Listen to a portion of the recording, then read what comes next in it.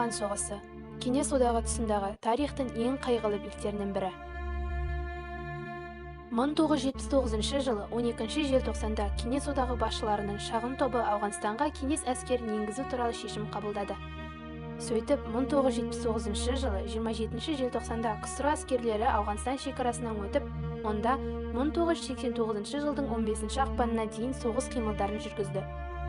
10 жылға жуық бөтен елдің мүддесін қорғаған Ауғанстан әскерлері құрамында Қазақстаннан 22.269 жауынгер интернационалдық міндетін атқарды. Олардың 924-і сұрапыл шайқаста ерлікпен қаза тапты. 21 адам хабар-ошарсыз кетті. Мыңдаған азаматтар елге мүгедек болып оралды.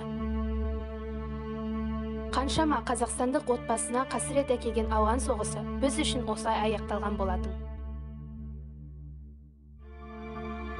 Жылма-жыл ақпан айының 15-і күні біз Ауған соғысында қаза тапқан жауынгерлерді еске алып, олардың рухтарының алдында бас иеміз.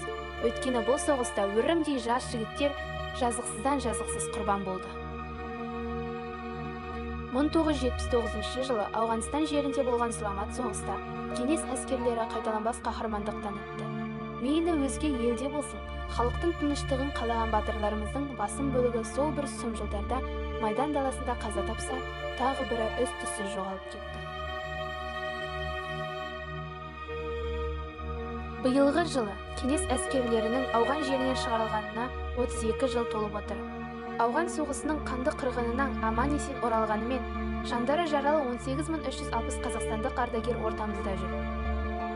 Олардың дұшпан оғынан қаза тапқан майдандас достарын соңғы сапарға шығарып салып тұрып, көздері жасқа, жүректері мұңға толған шақтары көп.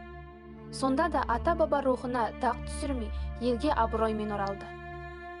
Майдан даласында жан қиярлық пен қаһармандығы үшін 10 мыңдаған қазақстандық орден медальдармен марапатталды.